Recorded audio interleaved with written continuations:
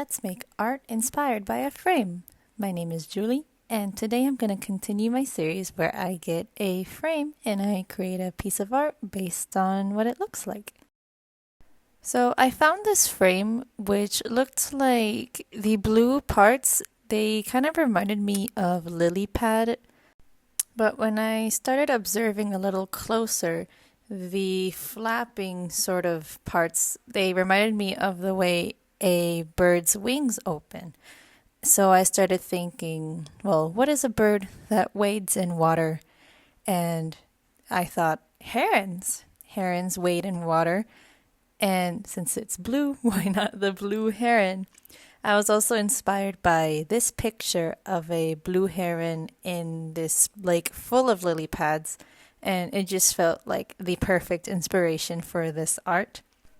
I did do some research on other birds that could be included, including the African gray crowned crane, since the crown that it has reminds me of the dots with lines that surround the frame.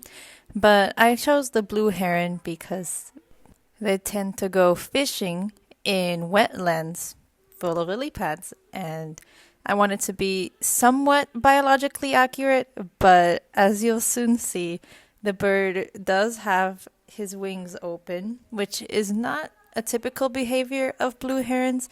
I was inspired by the umbrella motion that the black heron does, which you can see here, but I don't think it didn't really fit with the vision I had, so let's have a little bit of suspension of disbelief that this blue heron is very special. And what I had in mind was I wanted to give a feeling of stillness as well as anticipation, since blue herons and cranes in general, they are very calculated. They wade very softly and gently in the water. And when they see a fish, they strike at the best possible moment. So this art piece is the moment before the blue heron strikes to eat that little fishy there. And I saw some pictures. They eat huge fish and they just swallow them whole. And I was very fascinated. I was like, wow. And in my research, I also realized there's a difference between water lilies and lotuses. And it has to do with where they are geographically as well as their morphological differences. So that was an interesting rabbit hole to go down. I also wanted the light source to very clearly come from above, so the lily pads towards the top are more diffused and as if they were not very clear in the image.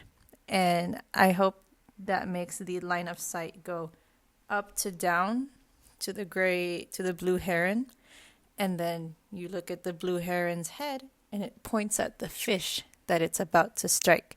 So yeah, I did some compositional things as well there. So yeah, there it is. I hope you enjoyed. I'm definitely going to do this again soon. I'm very much enjoying this series. Thank you for listening to my commentary and ramblings, and I hope to see you again for the next art I make inspired by a frame. Bye!